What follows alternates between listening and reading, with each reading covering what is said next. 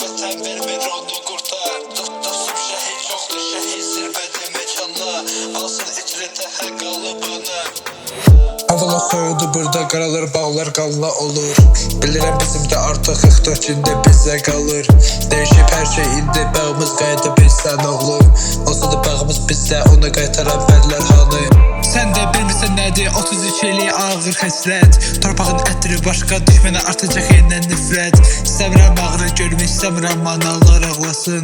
Torpağın dəyəri yüksək, qurtlar qoyuruz yuvasın. Burada kötüdür misal, yazma misal çoxdur burada. Vuruşur vətən üçün, vətən vermir onu qurtar. Dostum şəhid çoxdur, şəhid zirvədə mekanla, alsın icrətə hər qalıbını. Yerdə soyuq hava, gəmli külək, gəmli yavar. Şəhidim nuruzludur, qanlı olub bizim bağlar. Öləndə çox olubdur, qalır dalda qara dağlar.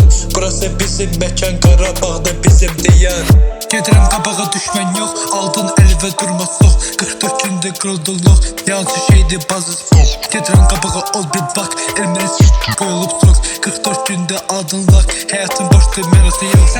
Sən də istəmirsən düşməyə, ölməyə, getməyə, çıxmaq buradan. Havası tərtəmizdir, tanrım qorub bizi qurtdan.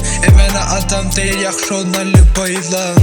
Değişən zaman deyil, değişir zaman sadam.